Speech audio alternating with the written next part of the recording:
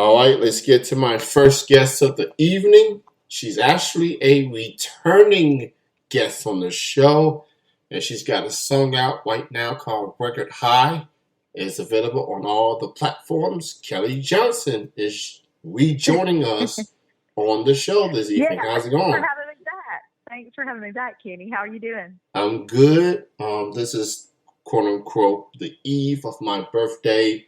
I turned 37 in about less Oh, than well, four. happy birthday, man. And so I'm glad to have this celebration and having you back on to catch up with you and see what you've been up to now that obviously a lot Oh, has goodness. changed since. Yeah, just kind of immersing myself in songwriting for the past, I can't remember how long it's been since we talked. I've just been doing a lot of songwriting, a lot of driving.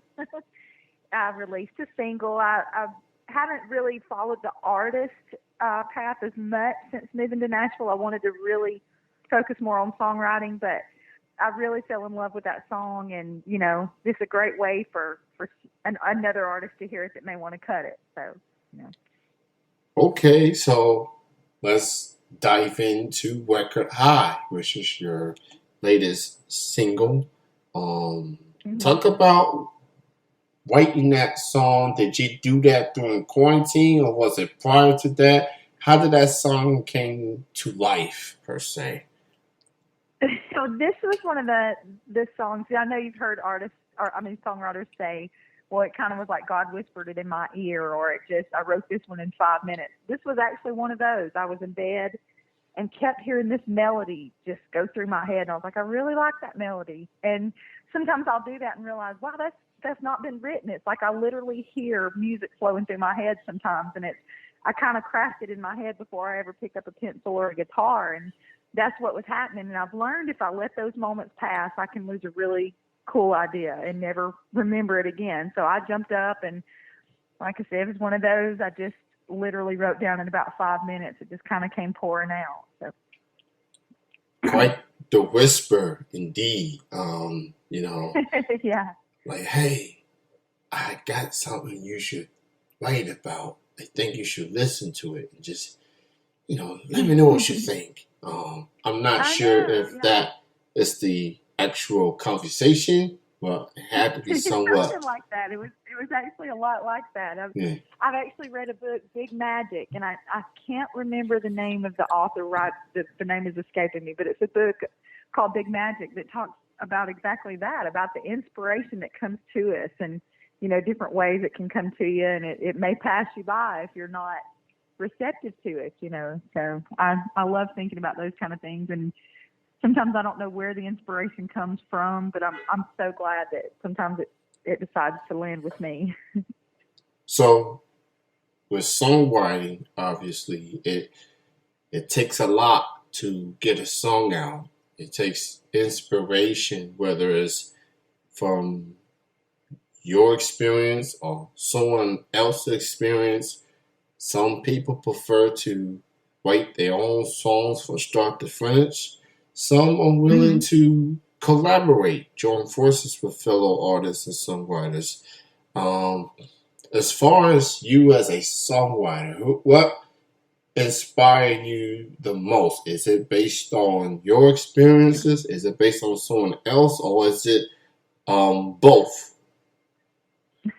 I think all of the above. I'm just I'm in love with the songwriting process right now. And until moving to Nashville, I was solely a solo writer. I wrote mainly by myself, and then I got into driving to Nashville and writing with people. And I was fortunate enough to write with some really great writers, Max Barnes and Byron Hill, and these guys that were in the Songwriting Hall of Fame. So I literally got to start at the top.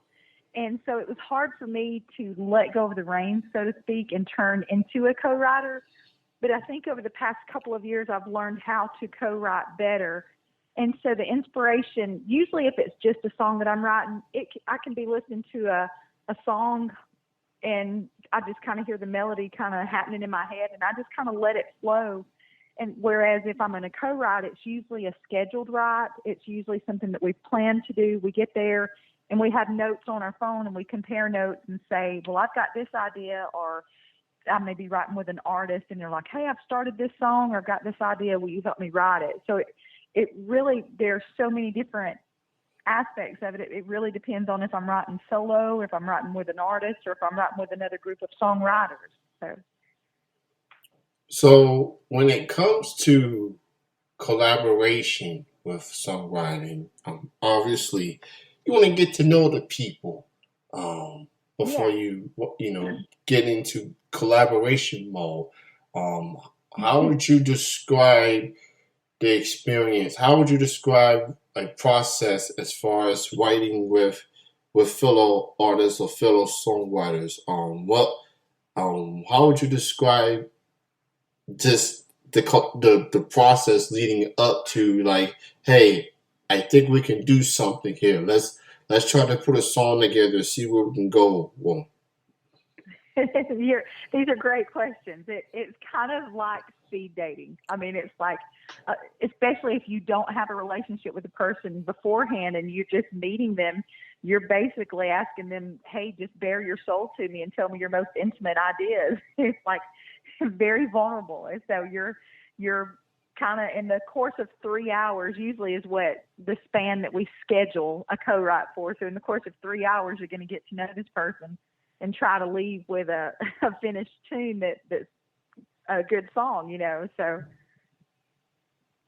yeah, it really, if you can take time and get to know the person, I think that's a successful ride. If it's a first ride, it's when I very first started, I thought I was a failure if I left the room without a song. But it really is all about relationships. And once somebody gets more comfortable with you, I mean, you don't propose to somebody on the first date. You're probably not going to write a number one hit on your first co-write together. But sometimes magic happens, and it's, you know, kind of like the love at first sight thing, but in a songwriting way, you know. But for the most part, it's about building a relationship and trust. And, you know, just if you can carry on a good conversation and it flows well, then you'd probably be a good match for writing with somebody, you know. that is actually a good analogy with speed dating as it pertains to um, collaborating with fellow songwriters. Obviously, you want to get to know the person, obviously, and strike a conversation, see where the head is at, and see if this is something that y'all both are willing to do, and go on from there. And with Nashville, I've heard so much good from at least the local scene, local writers and Mhm. such. So they seem very supportive with one another, go to each other's Yeah. shows, support one another. That's definitely very important. Obviously, getting the support from family and fans, that's good. Getting the support Mhm. from your fellow peers in this music industry, that's gonna be a huge morale boost to an artist. Absolutely. So yeah, this songwriting Yeah.